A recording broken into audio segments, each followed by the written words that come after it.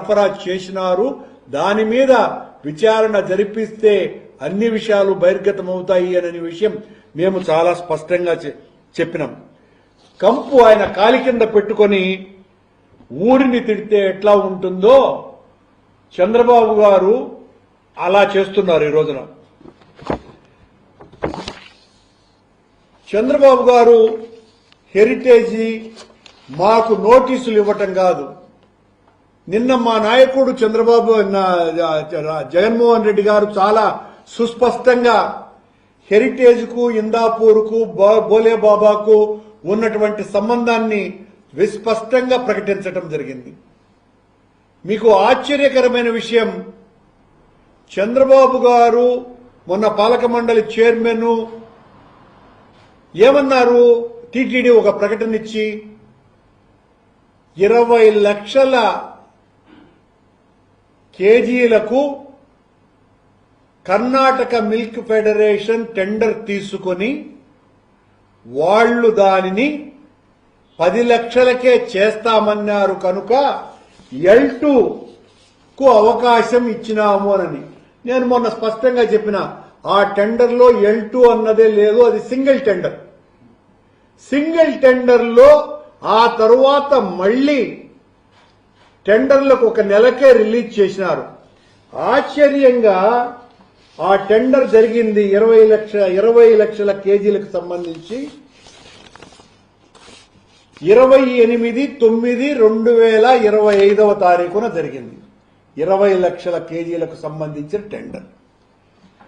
ఇంతకంటే ఆశ్చర్యకరమైనటువంటి విషయం ఒకటి, ఆ రోజున 30 సెప్టెంబర్ 2025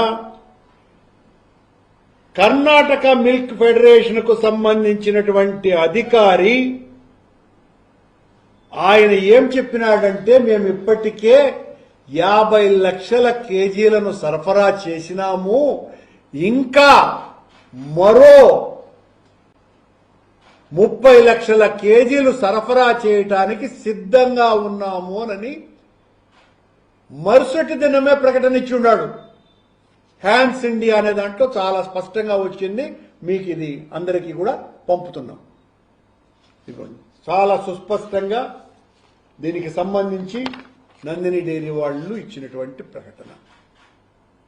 ఇదే నందిని డైరీ ఆ తర్వాత వచ్చినటువంటి టెండర్లలో అది పాల్గొనింది కూడా, కానీ ఇందాపూర్కు మదర్ డైరీకి మాత్రమే ఆ టెండర్లు దక్కినాయి 658కి 657 రూపాయలకు. ఎంత దారుణమైనటువంటి విషయం రా అంటే, పొలిటికల్ ఎజెండా తప్ప చంద్రబాబు గారికి భగవంతుని పట్ల విశ్వాసంతోనో గౌరవంతోనో ఆయన పట్ల నమ్మకంతోనో కాకుండా కేవలం జగన్మోహన్ రెడ్డి గారి మీద బురద జల్లాలే, తద్వారా లబ్ధి పొందాలన్నటువంటి ఉద్దేశంతో మాత్రమే ఈ కొత్త కమిషన్ను వేసినారు అన్నటువంటి దాంట్లో ఏ రకమైనటువంటి అనుమానాలు లేవు. నిజానికి వీళ్ళన్నట్టుగా సంబంధిత బాధ్యత అధికారుల మీద చర్యలు తీసుకోవాలంటే ఆల్రెడీ సింఘాల్ గారిని ట్రాన్స్ఫర్ చేసినారు, బాలాజీని సెలవు మీద పంపించినారు.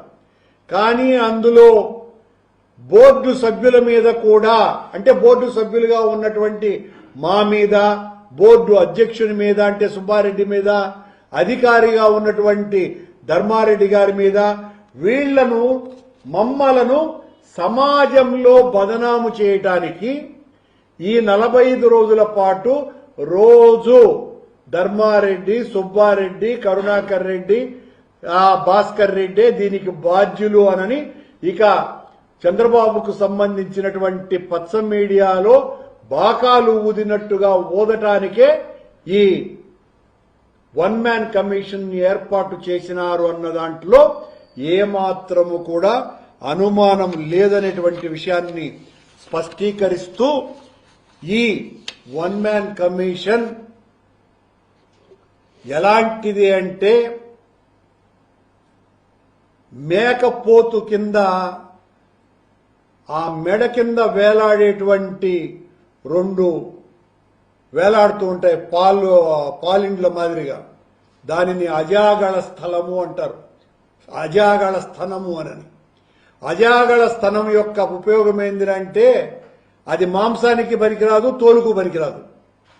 కానీ ఈ అజాగళ స్థనంతో చంద్రబాబు నాయుడు గారు మమ్మల్ని దోషులుగా, నేరస్తులుగా ఈ 45 రోజులు నడిపించడానికి మాత్రం ఇది ఖచ్చితంగా ఈ కమిషన్ పనికొస్తుంది అన్నటువంటి విషయాన్ని ప్రకటిస్తున్నాం, తెలియజేస్తున్నాం. చంద్రబాబు గారు ఇప్పటికైనా మీరు చేస్తున్నటువంటి తప్పులని ఆపకపోతే భగవంతుడు మరింతగా మీకు ప్రజా కోర్టులో శిక్షించేటువంటి పరిస్థితి తెచ్చుకుంటున్నారు మీరు అని హెచ్చరిస్తున్నాం. అంటే ఆల్రెడీ ఒకసారి సిట్ మీద మీరు సుప్రీంకోర్టు కూడా వెళ్ళడం, ఇప్పుడు మరోసారి సుప్రీంకోర్టు విచారించిన తర్వాత ఏడాది తర్వాత మళ్ళీ మా వన్-మ్యాన్ కమిషన్ అని చెప్పి. అవునండి. సో దీని మీద మళ్ళీ అంటే ఎంత దారుణము.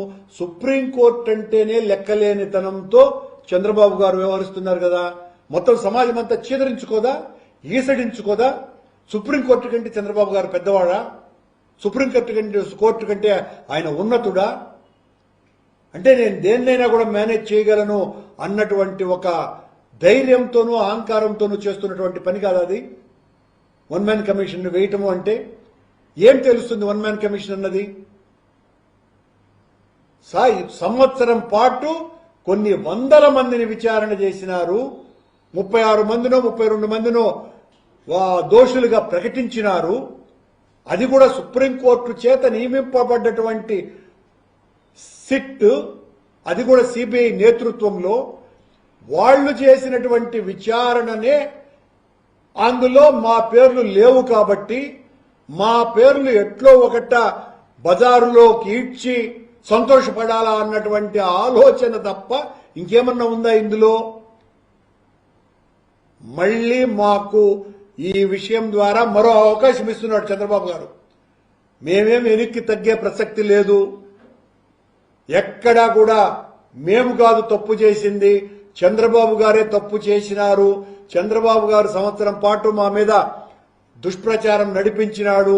సిట్ తన నివేదిక ఇచ్చిన తరువాత మేము మొత్తం వాస్తవాలన్నింటినీ కూడా బయటికి తీసి అసలు నెయ్యి కల్తీకి బాధ్యులే చంద్రబాబు గారి హెరిటేజ్ మూలాలలో ఉన్నాయి అన్నటువంటి విషయాన్ని బయట పెట్టినాం.